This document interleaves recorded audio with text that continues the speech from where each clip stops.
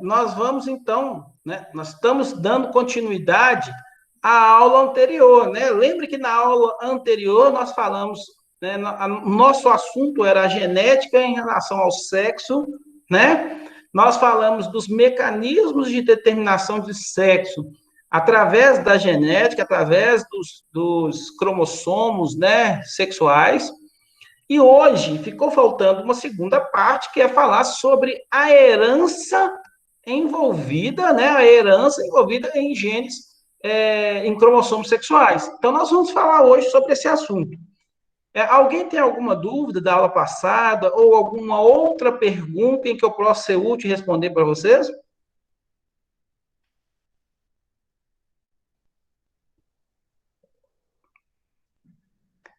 Bom, já que ninguém se manifestou, acredito eu que não há nenhuma pergunta, né? Então, nós vamos dar continuidade, então, à nossa aula, tá? Bom, eu vou projetar aqui, então, a nossa aula, só um minuto. Tem tanta janela aberta aqui que eu estou até meio perdido, mas calma aí que nós vamos chegar lá. Só um minutinho.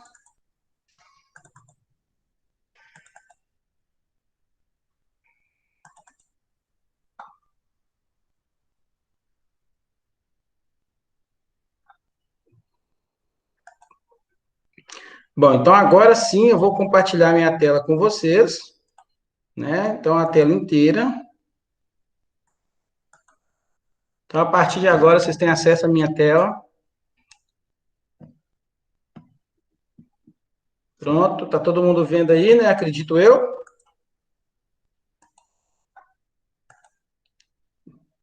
Então tá, pessoal. Então vamos lá.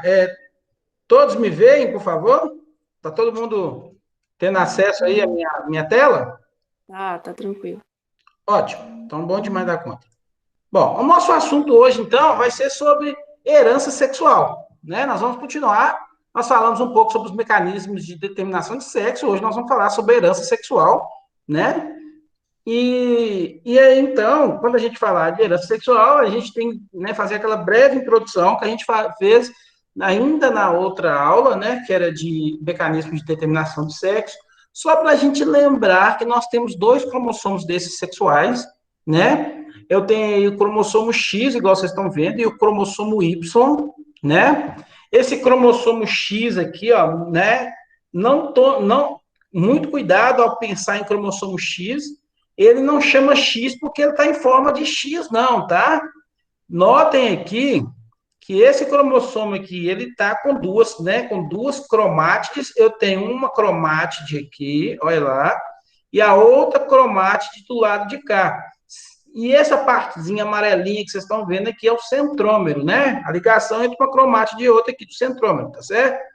Bom, o que acontece? Esse cromossomo, ele está para duplicar, né? Aliás, ele já foi duplicado, essa célula está, né, quando esse cromossomo foi fotografado, né, nesse sentido aqui, lógico que isso aqui é uma computação gráfica, né, lógico, mas aqui não é uma computação gráfica, aqui é um cariótipo mesmo, né, no microscópio eletrônico.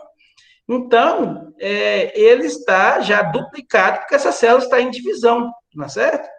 Como essa célula está em divisão, aqui sim, não depende, né? Não dá para saber se ela está em meiose ou mitose, né?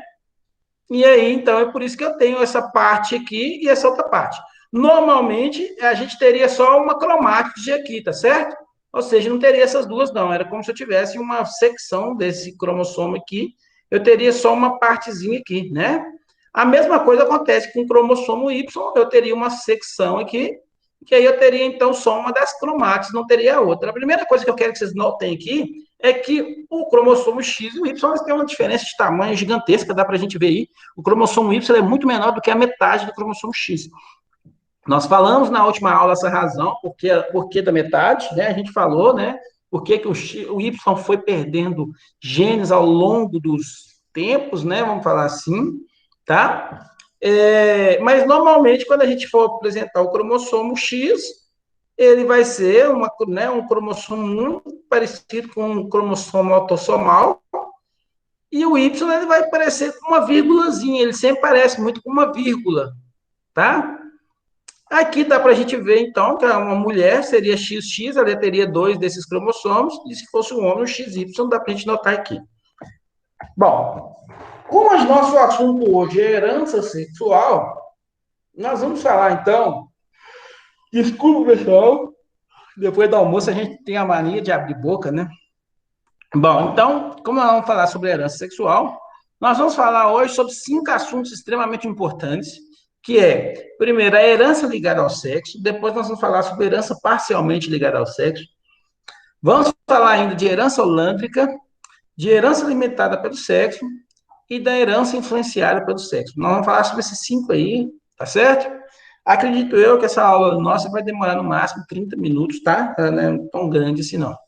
Bom, antes da gente falar dessas heranças, eu preciso, né, mostrar para vocês aqui um desenho, que é essa figura didática, onde eu tenho o cromossomo X e o cromossomo Y, agora sim representado do jeito correto, né?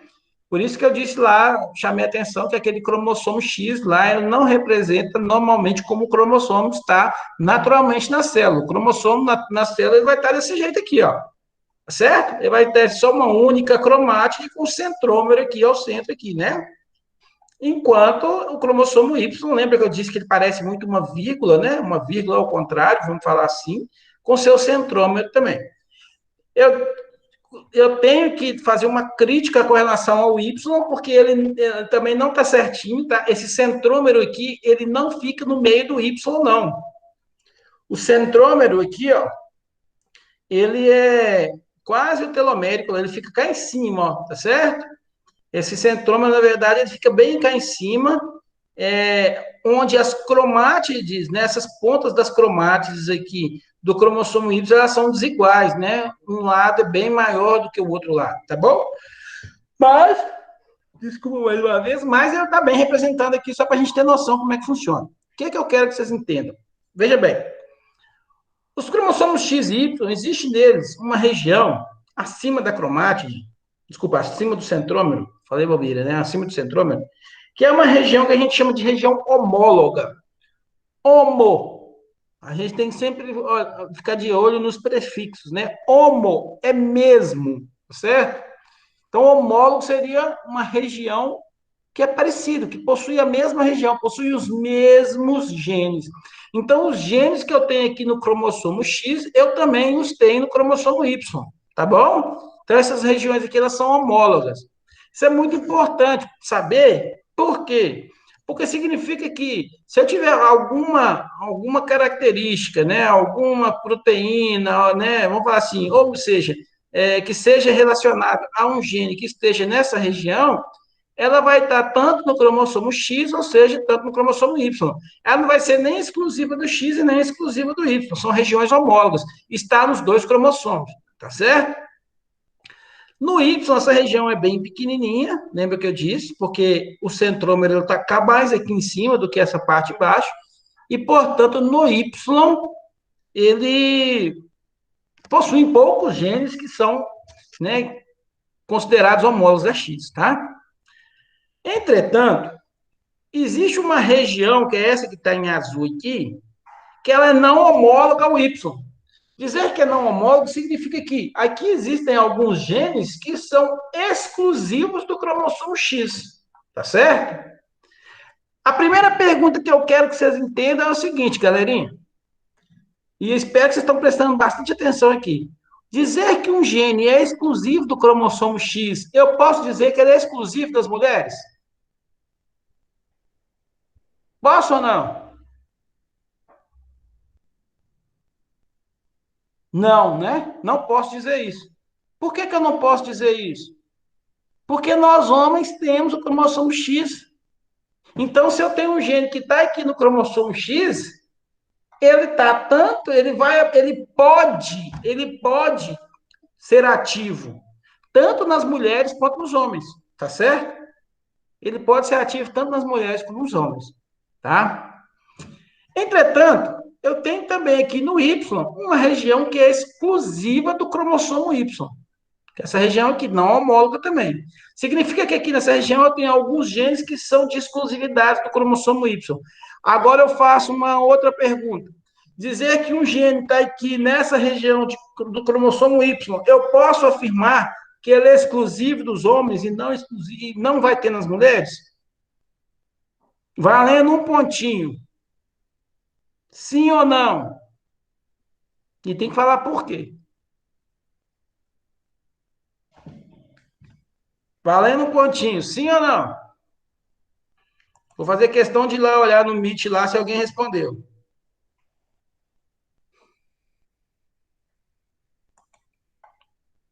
Bom, como ninguém respondeu, eu vou responder.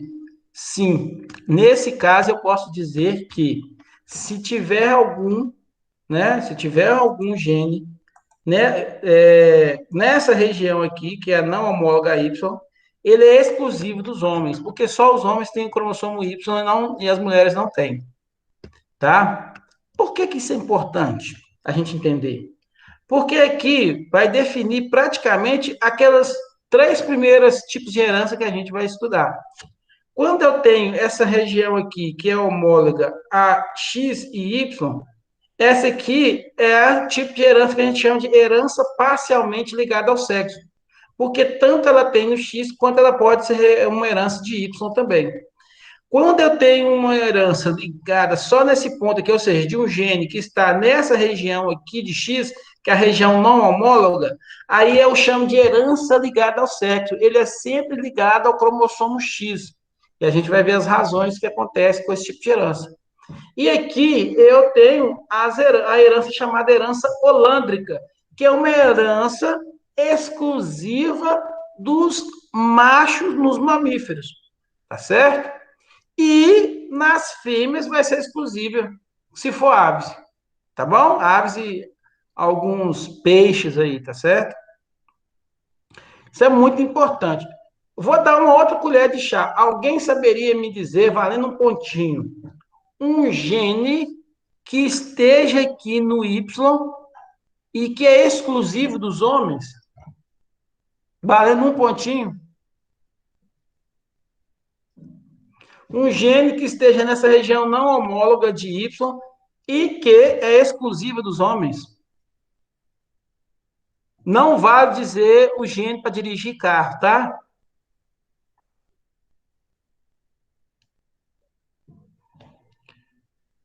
Bom, como ninguém manifestou, eu vou dar um exemplo. O gene, né, responsável pela produção de testosterona.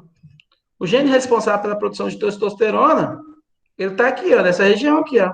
Tá certo? Não homólogo exclusivo dos homens. Inclusive, esse gene é o que inibe a região do cromossomo X, que é responsável pela produção de progesterona e de estrógeno, tá? A produção de progesterona e estrógeno está aqui no cromossomo X, nessa região não homóloga. Mas como nós homens temos a produção de testosterona, ele inibe, tá certo? O X de produzir o estrógeno de progesterona, tá? Tanto isso é verdade que quanto o indivíduo, né, não tem, né, de certa forma, a produção por exemplo, o indivíduo por algum motivo, né, por algum tipo de doença, ele não consegue produzir testosterona, ele fica com as feições femininas, tá certo? Mas isso pode ser corrigido quando a pessoa começa a tomar, então, fazer uma terapia hormonal para ele poder produzir hormônio, não é para ele poder produzir, não, mas para ele poder ter hormônio masculino circulante no corpo, para ele poder ter a sua vida normal ou próximo da normalidade, porque senão ele vai ter, né, umas certas complicações aí com relação à não produção dessa testosterona se ele for um menino, certinho? Bom, então já que a gente já sabe disso, a gente pode falar sobre herança ligada ao sexo. A herança ligada ao sexo é aquela herança, de novo, que está lá no cromossomo X, nessa região aqui, ó, tá certo? Que é a região exclusiva de X. A herança ligada ao sexo, então, ela pode aparecer tanto nos machos quanto nas fêmeas, tá? Só que ela tem uma certa peculiaridade. Nas fêmeas, para que aquele gene, né, seja, por exemplo, se um tipo de doença ou um tipo de característica for, né, de um gene em recessividade, ela precisa estar em duplicidade nas mulheres. Mas no homem basta estar com um único gene que ele já vai expressar. Vou explicar. Um exemplo disso é o daltonismo, né? A gente já sabe, acho que a maioria das pessoas sabe que o daltonismo é sim uma anomalia visual, né? Ela é causada por um gene recessivo, e o indivíduo que tem esse tipo de doença, ele não consegue ver, principalmente as cores vermelhas ou verde. Ele não consegue distinguir o que é vermelho e o que é verde. Ele vê tudo como se fosse uma única cor. Embora nós temos outros graus de daltonismos aí, certo? Então, para um indivíduo que é daltônico, ele não consegue observar que aqui eu tenho um número 8, por exemplo, né? Não consegue ver que isso aqui é o número 8, né? Dá para a gente notar aqui facilmente, tá? Bom, o que acontece? Esse gene responsável pelo daltonismo, ele é um bom exemplo para a gente falar sobre herança ligada ao sexo, embora nós temos heranças ligadas ao sexo com relação aos animais de nosso interesse, por a turma de zootecnia, mas isso aqui é só como um exemplo. Esse gene, então, ele precisa estar em recessividade no caso das mulheres. Então, toda vez que eu tiver uma mulher que for, né, por exemplo, D grande nos dois cromossomos X, ela vai ser normal, ou se ela tiver um D grande e um D pequeno, ela também vai ser normal, porém portadora, tá? Porque ela é portadora do cromossomo que tem o gene D pequeno aqui. Para essa mulher ser daltônica, ela tem que ser XD pequeno, ou seja, para haver daltonismo nas mulheres, é preciso haver uma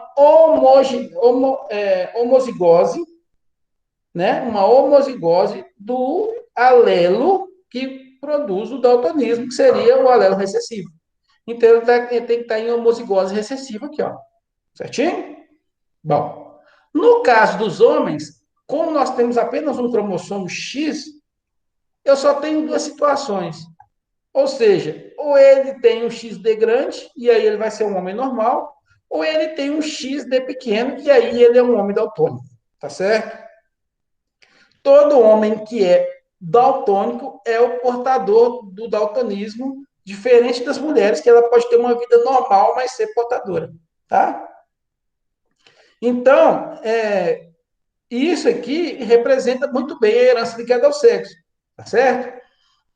Um outro exemplo é sobre a hemofilia, uma doença que já fez muitas vítimas, principalmente antes da década de 80, de 90, aí, ela fazia muitas vítimas, hoje nem tanto mais, né? Porque hoje acho que nós temos mais aconselhamentos, né, em relação aos casais, né, se vale a pena ter filhos ou não, dado que ele é portador dessa anomalia. Mas o daltônico ele tem é uma anomalia onde o indivíduo ele tem uma dificuldade de coagulação do sangue, né? Então, ele tem a coagulação do sangue deficiente. Significa que o indivíduo, quando ele tiver um tipo de corte, qualquer tipo de machucado, ele não tem como, ele não tem mecanismos para estancar o sangue. Vai sair sangue até morrer tudo, até sair tudo, tá certo? Então, esses indivíduos, eles têm que correr, por exemplo, para o hospital para que ele tenha, né, que ele tome alguns medicamentos ou soro, não sei como é que funciona esse direito, para que ele tenha, então, que seja estancado o sangue dele, né? Então, o que acontece? Ele funciona da mesma forma. É um gene recessivo. Nas mulheres, para ela ser hemofílica, ela tem que ter os dois alelos, os XH, XH pequeno, e no homem basta ele ter um XH pequeno, que ele já é hemofílico. Então, toda vez que você tem, por exemplo, uma mulher portadora, né, casando com um homem normal, o médico faz os exames e diz para ele: olha, não vale a pena vocês ter filhos, porque se for um homem, a chance dele ser hemofílica é de 50%. Se for uma mulher, ela casar, né? Um casamento de uma mulher portadora com um homem normal, ela nunca vai ter uma filha hemofílica, né? No máximo, ela vai ter uma filha portadora. Mas se ela tiver uma mulher portadora que, né, casar com um homem hemofílico, aí sim ela tem chance também de ter 50% das filhas, né, serem hemofílicas e 50% de chance dos filhos também serem hemofílicos. Nesse sentido, é feito, então, um aconselhamento para que não haja filhos, dado que é uma doença muito triste, né? Tá certo? Bom, o que a gente pode falar também sobre herança ligada ao sexo com relação aos animais? Existem, né, uma brincadeira que todo mundo gosta de fazer aí, se alguém ainda não viu, vai ficar sabendo hoje, que é o seguinte, toda vez que você vê um gato de 3 cores, você sabe que ele é fêmea, certo? Então quer dizer, professor, que todo gato de 3 cores é fêmea? Sim, se ele for preto, amarelo e branco, todo gato que você vê preto, amarelo e branco, ele é fêmea. Mas como é que a gente sabe que isso acontece? Porque a cor de gatos é ligada ao cromossomo X, tá certo? Então, o cromossomo X, ele existe, então, existem as cores preto e amarelo, ela está lá no cromossomo X, e elas é um tipo de herança, só que não há dominância completa entre as cores. É um caso de ausência de dominância. Vamos só lembrar, o que é um caso de ausência de dominância? A ausência de dominância é aquela que, quando o indivíduo é heterozigoto, ele vai ter as 2 cores, por exemplo, ao mesmo tempo. Então, digamos que o indivíduo, né, um dos X, o X, né, se ele tiver o R1, ele vai ser, por exemplo, preto, e se ele for XR2, ele vai ser amarelo. Quando eu tenho um indivíduo XR1, XR1, pronto, ele vai ser todo preto. Se esse indivíduo for XR2, XR2, ele vai ser todo amarelo. Mas se esse indivíduo for XR1, XR2, ele vai ser preto e amarelo, e vai ter a duplicidade das cores, tá bom? A cor branca, a mancha branca, ela vem de um alelo que está, né, lá nos cromossomos autossomais, tá certo? E aí, por isso que você vai ter só nas mulheres ou nas fêmeas um indivíduo de 3 cores. Por quê? Ele vai ter que ter um XR1 para ser preto, um XR2 para ser amarelo, mais um gene autossomal para cor branca. Aí ele vai ser 3 cores. Se ele for macho, ele só tem um X, lembra? Ele não tem o outro, é o Y, né?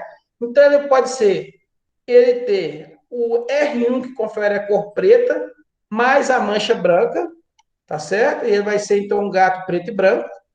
Ou ele pode ser, parece que eu escutei alguém pedindo para entrar, pessoal, por isso que eu parei aqui. Deixa eu voltar. Ou ele pode ser um. Então, repetindo, ele pode ter o R1, que vai conferir cor preta mais a cor branca, então ele vai ser preto e branco, ou ele pode ter o R2 mais a cor branca, e ele vai ser um amarelo e branco, no caso dos machos. Você não vai ter um macho de 3 cores, 3 cores só vai aparecer nas fêmeas, tá certo? Porque a cor preta e amarela, ela está ligada ao cromossomo X, certinho? Em casos muitíssimamente raros, pode acontecer de ter um macho de 3 cores, mas aí existe um exercício imenso de estatística para você entender que essa probabilidade é extremamente baixa. Primeiro, por quê? Só vai acontecer o macho de 3 cores se ele for uma síndrome de Klinefelter, aquela que a gente viu na aula passada. É o indivíduo que é o XXY. Para nascer síndrome de Klinefelter, mesmo em gatos, é extremamente raro de ocorrer. Além disso ocorrer, esse camarada ele tem que ter a probabilidade de um dos X ser preto, um dos X ser amarelo, para aí sim ele conseguir ter 2X, um preto e um amarelo, mais o Y e o gene da mancha branca, que aí ele vai conseguir ser um macho de 3 cores. Então é caso extremamente raro. Você vai passar a vida toda e praticamente você não vai encontrar um macho de 3 cores. Tá certo? Ou pode ocorrer, aí é uma condição mais rara ainda, que ele seja um macho quimera. Quimeras existem na natureza. O que é uma quimera? Quimera lá na mitologia, acho que grega, não sei, romana, não sei, é aquele indivíduo que é formado por um monte de indivíduos, né? Cabeça de leão, asa de águia, rabo de sei lá o que, de cobra, sei lá o que que é. Então, aquele indivíduo lá que ele é todo partido, né? Ou seja, ele é junto, ele é misturado com todos os outros animais. Então, a gente chama de quimera na genética o camarada que era para ser, então, né? Né era, gêmeos, né? Univitelinos, que normalmente eles se desenvolvem separadamente, mas ainda quando eles eram folhetos lá embrionários ainda, eles se fundem e formam um único ser, tá certo? E aí, ao formar um único ser, seria o contrário, meio que uma via contrária à formação de um gêmeo, né? Ou seja, na formação de um gêmeo, a gente sabe que as células começam a dividir tanto que elas se dividem em dois seres, né? Aí eles, ao contrário, se dividiriam em dois seres, mas depois eles se absorveriam um e fundia, formavam um único indivíduo. Isso só dá certo se ocorrer ainda no início da fase embrionária, porque senão depois você pode ter um indivíduo que é siamês, né? Então é um pouco diferente. Então, e aí um deles tinha que ter a cor preta e o outro tinha que ser da cor amarela, e ainda um deles ter a mancha branca para dar certo. Então é muito raro ainda, tá certo? Mas pode acontecer, tá, galera? Pode acontecer. Existe um caso muito interessante nos Estados Unidos que uma mulher fez um teste de paternidade em relação aos filhos dela. Na verdade, ela fez esse teste de paternidade porque ela tinha, acho que 3 filhos, ou 4 filhos, não lembro agora, e o pai falava que não era filho, não era pai dos filhos dela. E aí fez o teste de paternidade e descobriu que o pai era realmente pai dos meninos, mas a mãe não era. E ela falou assim, mas como eu não sou a mãe dos meninos? Eu gerei meus filhos, meus 4 filhos, né? E aí o pai, ele tinha, na verdade, dúvida só de um dos filhos. Não tinha dúvida dos 4, ele tinha dúvida só de um dos filhos. Mas aí eles fizeram, então, a pesquisa nos outros 3 filhos, e os outros 3 filhos confirmaram, como o quarto, que o pai era realmente pai de todos os 4, mas a mãe não era mãe de nenhum dos 4. Aí esse negócio deu uma briga danada, uma justiça danada, porque eles acharam que essa mulher poderia ter roubado essas crianças, e foi aquela história, até que se descobriu, até que um geneticista viu a matéria e lembrou da história do quimera e pensou, opa, vamos analisar essa mulher para ver se ela não é uma quimera.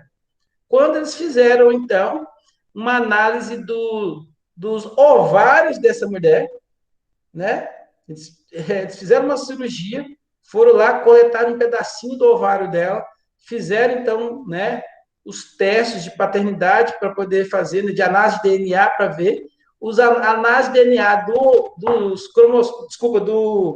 dos ovários dela era completamente diferente da análise de DNA que ela tinha.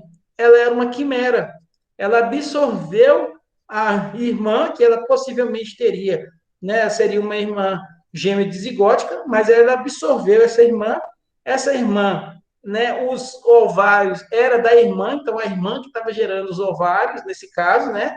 A irmã as células que deveriam ser da irmã, né, que estavam gerando esses ovários, e ela, então, era, sim, a mãe das crianças, mas toda vez que ela fizesse teste de paternidade, não ia dar como mãe das crianças, porque ela é uma quimera, tá? Então, esse é um caso muito famoso aí, depois vocês pesquisam no Google aí, que vocês vão descobrir esse caso. Além disso, uma outra coisa que a gente leva em consideração também, herança ligada ao sexo, é a sexagem de aves. A sexagem de aves a gente faz por herança ligada ao sexo, tá certo? Só que no caso de aves, eu tenho o cromossomo ZZ e o ZW, e aí o cromossomo Z, existe né, no cromossomo Z, um gene que é para empenamento tardio e o outro que confere empenamento, um outro alelo que confere empenamento precoce. E aí, através desse empenamento precoce tardio, a gente consegue fazer linhagens de forma que os machos sempre terão empenamento tardio. Então, todo macho que nascer, ele vai ter um empenamento tardio, e as fêmeas vão ter empenamento precoce. Elas já nascem com as asas, com penas já formadas, e não aquela penugem de pintinho. Na asa já vai nascer algumas pontinhas de peninhas. E aí você consegue fazer a sexagem. Todos os animais que tiverem daquele jeito, ele vai ser fêmea. Cuidado, você não vai lá na casa de sua tia, de sua avó, ou na sua fazenda, olhar e falar assim, opa, nasceu pintinho, esse aqui é macho, esse aqui é fêmea. Porque isso só funciona se você fizer um acasalamento direcionado para funcionar isso. Porque tanto os machos e fêmeas podem nascer com essa peninha. Mas você pode, então, fazer esse acasalamento direcionado de forma que os machos saiam do empenamento tardio e a fêmea saia com o empenamento precoce. Tá certo? Isso resolveu o problema da indústria, porque a gente sabe que, por exemplo, em frangos de corte é muito importante que você faça a distinção entre machos e fêmeas, uma vez que a nutrição de macho é diferente de fêmea. Quando você vai colocar, então, os machos em galpões de frango, eles têm um certo nível de nutrição diferente, de proteína, né? Um nível de proteína diferente das fêmeas, e os machos também têm um crescimento muito mais rápido. Então, você vai ter sempre lotes ou de macho ou lotes de fêmeas, tá? O lote misto existe, mas as empresas preferem muito mais os lotes separados de macho e fêmea. Os machos sempre vão ser destinados aos cortes, né? Ao corte, por exemplo, de asa, ao corte de coxa, de corte sobrecoxa, de peito, e as fêmeas destinadas ao frango inteiro. Então, muito provavelmente, quando você estiver aí comendo sua asinha de frango assada na churrasqueira, você pode meio que afirmar com um pouco de certeza que aquele indivíduo é um macho, porque provavelmente os machos são destinados aos cortes e as fêmeas à ave inteira, tá certo? Bom, então isso aqui é só para a gente, depois vocês dão uma olhadinha lá, são as figuras explicando como é que funciona essa herança ligada ao sexo, né, da cor dos gatos aí, tá certo? Só para falar que existe, então, o gato, né, preto, sem mancha branca, e existe o gato com as manchas brancas. Se ele for preto, ele vai ser só XR1, por exemplo, XR1 se for macho, se for fêmea, ou XR1Y se for macho. Para ele ter a mancha branca, ele vai ter que ter o R1 mais o gene da mancha branca. Existe um outro gene que aí não é um gene autossomal, que é o branco total, né? Existem os albinos ainda, a cor albina, né? Que vai conferir, eles chamam de sensíveis à temperatura, que é aquele gato que ele tem a tendência a ter as partes nas pontas mais escuras, né? É o caso, por exemplo, dos gatos siameses, né? O fato de ele ter naquelas pernas de cor mais escura, né? Significa que são as partes mais frias, então é uma tendência a ficar mais negra para obter maior absorção de luz e aí ficar mais quente, né? E o indivíduo que é totalmente albino, você vai ver que ele tem, inclusive, os olhos vermelhos, porque ele não tem nenhuma produção de melanina.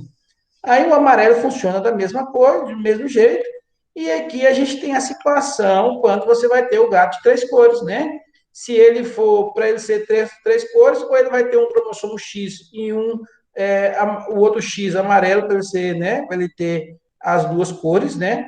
Ou ele vai ter as duas cores mais a mancha branca, tá certo? E aqui, se ele receber o gene do branco total, aí ele não confere cor, ele pode ter o gene, que é o gene sensível à cor, à temperatura, ou o gene albino, certinho? Bom, continuando aí, esse aqui que eu queria falar para vocês, que é o gato siamês, né? O gato siamês, essas partes aqui são escuras, porque são as regiões mais frias do indivíduo, e nas regiões mais frias, que é a ponta das orelhas, o focinho, né, a cauda e a ponta das 4 pernas, né, dos pés aí, das patas, ela vai ter, então, ela vai ter essa cor, então, mais escura, porque são regiões mais frias do corpo. Bom, com relação à herança parcialmente ligada ao sexo, a gente precisa lembrar que a herança parcialmente ligada ao sexo está naquela região homóloga de X e Y, então tanto X quanto Y vão ter, né, esses indivíduos. São raríssimas as condições que nós temos para a herança parcialmente ligada ao sexo.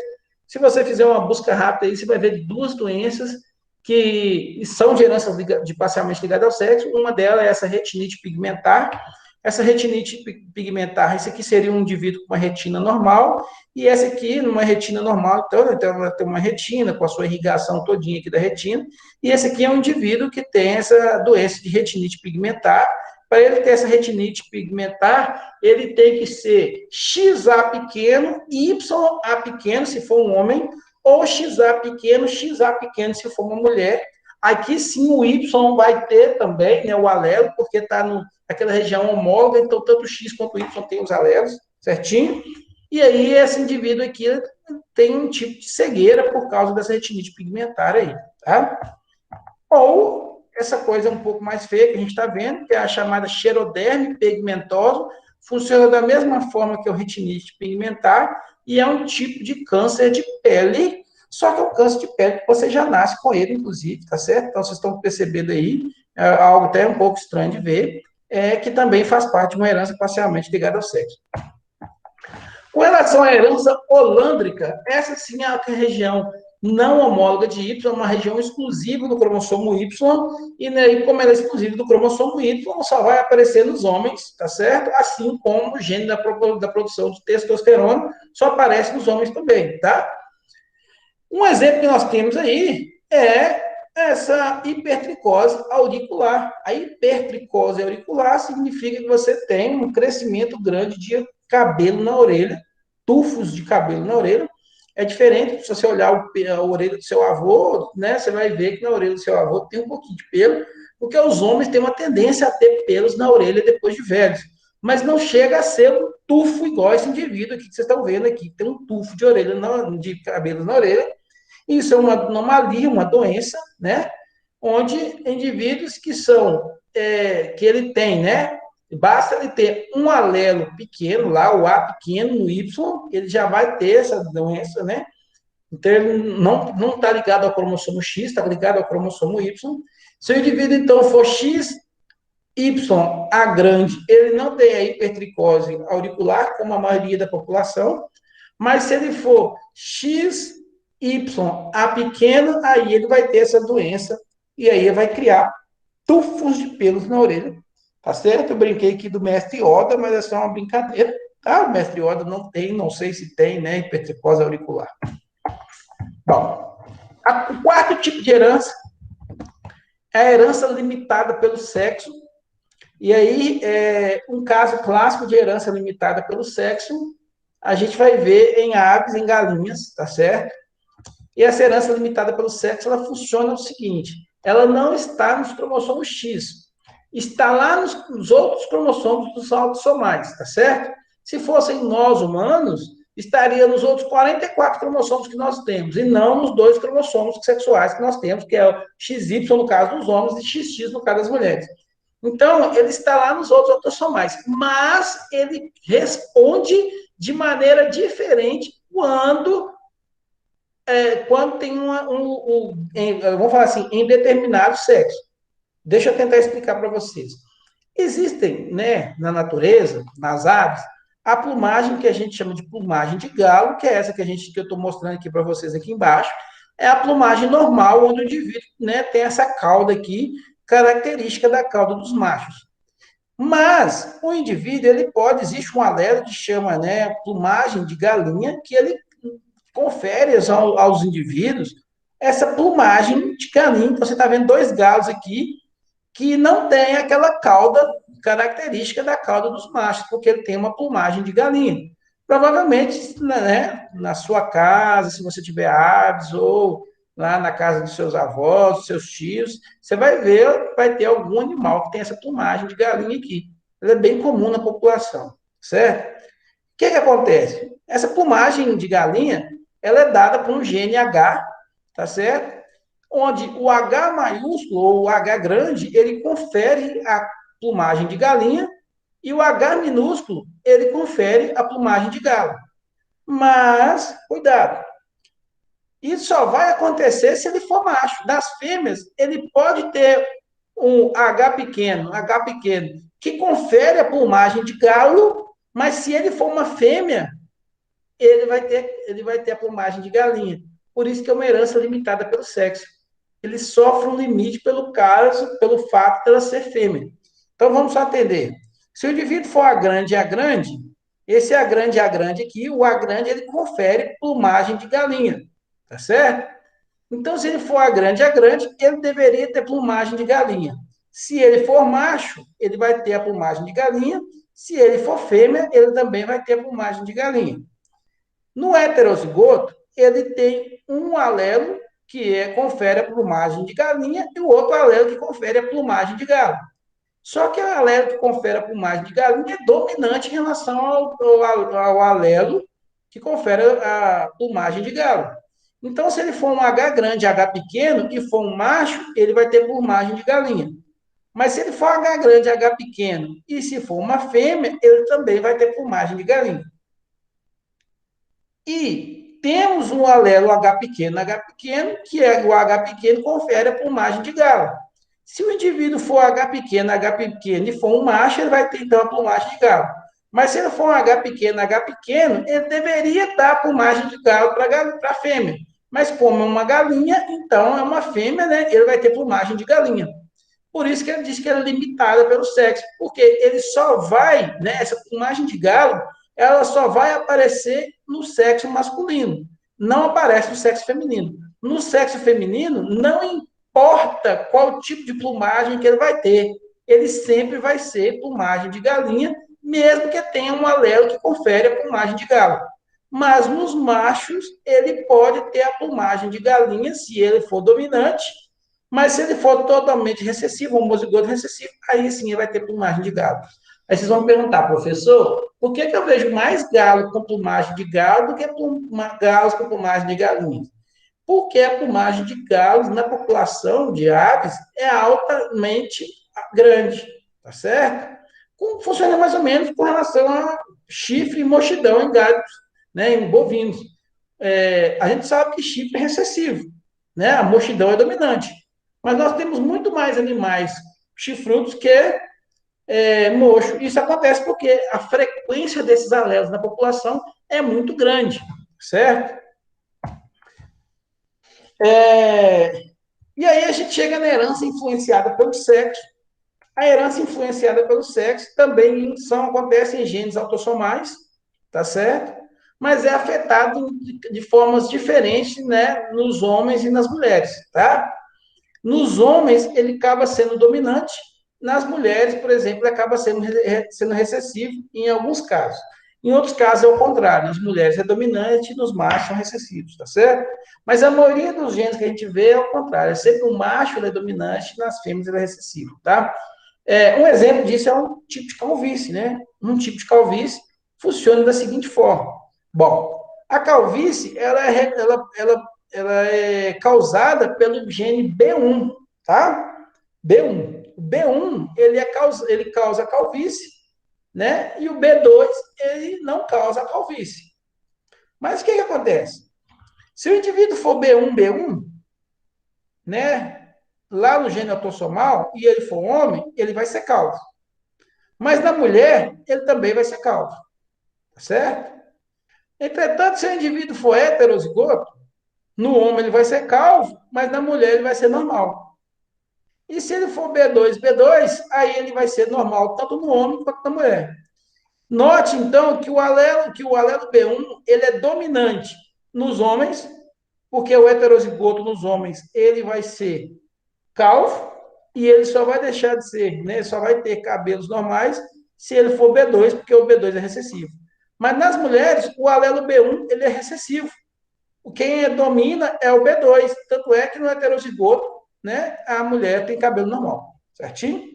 O mesmo acontece, por exemplo, em chifres de carneiros, tá? Chifres de carneiros funcionam assim, da mesma forma. Se ele for, né, homozigoto aqui, ó, H1, se for macho, ele vai ter chifre, e se for fêmea também, ele vai ter chifre. Mas, se ele for H1, H2, nos machos ele é dominante, ele vai ser chifrudo, nas fêmeas ele é recessivo, ele vai ser sem chifre. E o H2 confere machos sem chifre e fêmeas sem chifre. Note que, então, nos machos ele é dominante, nas fêmeas ele é recessivo, né? O mesmo acontece com um tipo de pelagem em um gado da raça Ayrshire. Ayrshire é um tipo de uma raça de gado de leite, não é tão comum aqui no Brasil, muito mais comum na Europa, ali né, na região da Holanda, por exemplo, na região da França, né? É um gado muito parecido com assim, parece, mas não é, tá, galera? Com o holandês vermelho e branco, tá? Mas ele tem um porte menor, tá? Essa vaca tem um porte menor, tem a cabeça muito parecida com a cabeça das vacas Jersey, certinho? Não tem a produção que tem, por exemplo, do gado holandês. E ele funciona assim também, para cor castanha e vermelho, tá? Nos machos, o castanho vai ser dominante, né? E nas fêmeas, o vermelho é dominante, tá certo? Então, é uma característica também. Pessoal, então a gente para por aqui, a gente fica aqui, né, na nossa aula. Eu espero que vocês tenham gostado da aula, é uma aula extremamente interessante, tá certo? Eu gosto muito dessa aula, porque eu acho uma aula muito legal com relação a esse tipo de herança ligada ao sexo. E aí eu estou aberto a perguntas, tá certo? Se alguém tiver alguma pergunta, queira fazer alguma pergunta, enquanto vocês pensam em fazer pergunta, eu vou já fazer a chamada aqui, enquanto vocês estão pensando aí se vai fazer pergunta ou não.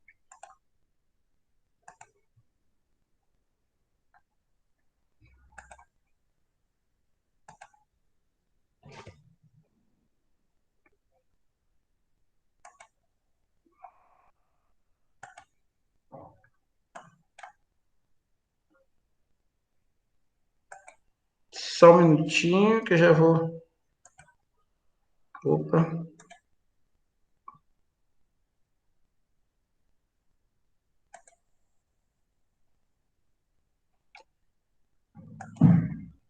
Então, hoje é dia 29, nós tivemos, né, aula de herança influenciada pelo sexo.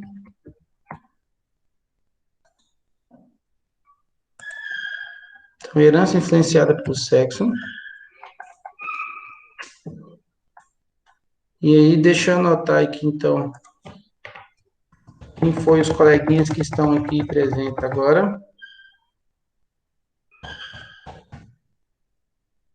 Então, só anotando aqui, só um minutinho, pessoal.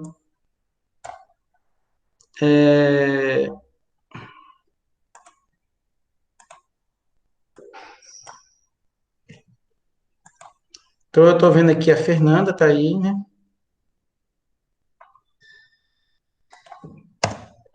A Letícia, o Luiz Felipe, a Nívia e o Vitor Hugo. Perfeito, pessoal. Alguém tem alguma dúvida? Se ninguém tiver alguma dúvida, a gente fica por aqui. Um abraço a todos. A gente, então, dá por encerrado. Bom final de semana. E até a próxima aula, que vai ser semana que vem, né? Abraço e até mais.